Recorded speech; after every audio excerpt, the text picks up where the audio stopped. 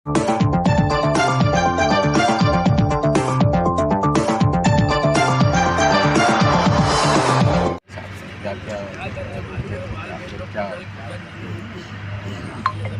इस वक्त हम लोग इज्तिमा गाँव में हैं। नासिक ज़िले का इज्तिमा 9-10 जनवरी को इस जगह पर होना है। एक ऐसा अंदाज़ा है कि 1 लाख के करीब पब्लिक आएगी कमोबेश। तो जितने भी लोग आएंगे उनकी जितनी ज़रूरियात है उसके लिए कॉरपोरेशन हमेशा मदद करती रही है और कमिश्नर साहब को लेकर के पूरी टीम के साथ आए थे कि पानी का भी मसला है, बिजली का भी मसला है, साफ़ सफाई का भी मसला है, मेडिकल का भी मसला है और फायर ब्रिगेड का भी मसला है। ऐसे 5 डिपार्टमेंट के ऑफिसरान आए हुए हैं और 9-10 जनवरी को जो ये इज्तिमा होना है और जितने लोग भी आएंगे उनके लिए जितनी ज़रूरियात हैं उन सारी ज़रूरियात की तकमील कॉरपोरेशन माजी में भी करती रही है, अभी भी करके दी। तो इस सिलसिले में कमिश्नर साहब अपनी पूरी टीम के साथ आए हुए हैं।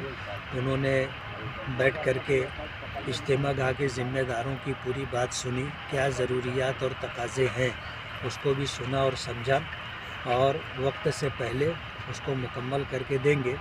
दोनों साइड से जो है वज़ू खाना है, इस्तिंजा खाना है और इसी तरह खाने के जोन है, पार्किंग है, रास्ता है, लाइट है। ये सारी ज़रूरत जो है पानी की वो इंशाअल्लाह कॉरपोरेशन की तरफ से जैसे हमेशा करके देते रहे हैं अभी भी करके देंगे। हज़रत ट्रैफिक को लेकर पुलिस विभाग से कुछ बात हुई आपकी?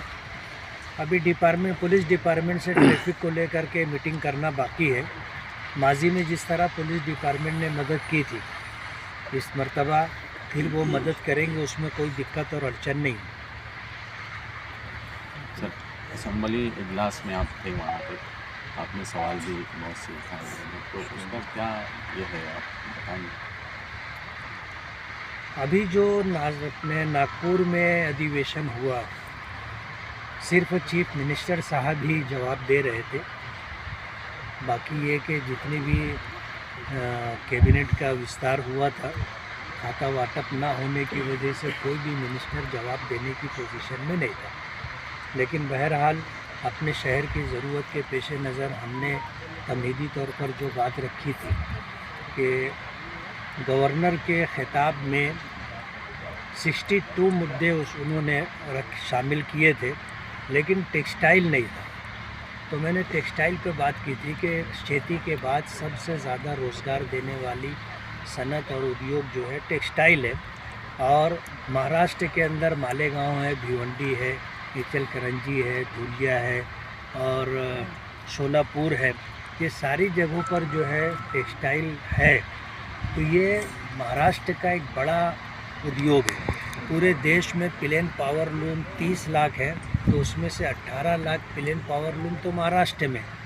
गवर्नर के भाषण और खिताब के अंदर जो है टेक्सटाइल का कहीं तज़किरा नहीं है। तो क्या सरकार जो है टेक्सटाइल को नहीं देखना चाहती क्या? एक मुद्दा मैंने ये रखा था। दूसरा मुद्दा लॉ एंड ऑर्डर से मुताल्लिक था कि लॉ एंड ऑर्डर को बाकी रखना सरकार की ज़िम्मेदारी है और हर नागरिक की बुनियादी ज़रूरत है कि उसकी जान, माल, इज़्ज़त व आबरू सब महफूज रहे। इसलिए लॉ एंड ऑर्डर बरकरार रहना चाहिए। समाज कंडक्ट जो लोग हैं जिनका रेशो 1% भी नहीं बैठता है उन लोगों की वजह से 99% से ज़्यादा लोग परेशान रहते हैं। इसलिए गुंडागर्दी, दादागिरी ख़त्म होना चाहिए। और अपने शहर के अंदर जो नशे का कामकाज होता है और मालेगांव को जो है सेंटर बना लिया गया है कि यहाँ पर गांजे की बड़ी बड़ी खेप आती है, गुटखा है और इसी तरह और भी नए नए नशे आते हैं और यहीं से सप्लाई होते हैं आसपास में। तो ये जो मरकज़ बना लिया गया है इसको ये बंद होना चाहिए। सरकार इस तरफ ध्यान दे, इसलिए कि नशे की वजह से एक नशा करने वाला शख्स जब नशा नहीं मिलता तो वो लूटपाट करता है। मज़दूरों की हफ्ते भर की मज़दूरी छीन लेना, कटर मारना, लूटपाट करना, ये दिक्कत आती है। और मालेगांव के अंदर जो है जुआ और सट्टे का कारोबार बहुत उरूज पर है। सरकार उस पर भी जो है पाबंदी लाए। और अभी तो इलेक्शन होने के बाद जिन लोगों ने हमें वोट दिया या हमारा काम किया या जिनके बारे में सामने वालों को ज़रा भी शक शुबा है कि ये हमारे साथ नहीं थे, ऐसे लोगों को टारगेट करके उनकी मोटरसाइकिल चोरी की जा रही है। तो ये मुद्दा भी मैंने वहाँ हाउस में रखा था। तो अपने शहर की जो बुनियादी ज़रूरतें हैं, रोज़गार है, लॉ एंड ऑर्डर है और समाजी बुराइयों के सद्देबाप के लिए मैंने वहाँ पर बात रखी थी।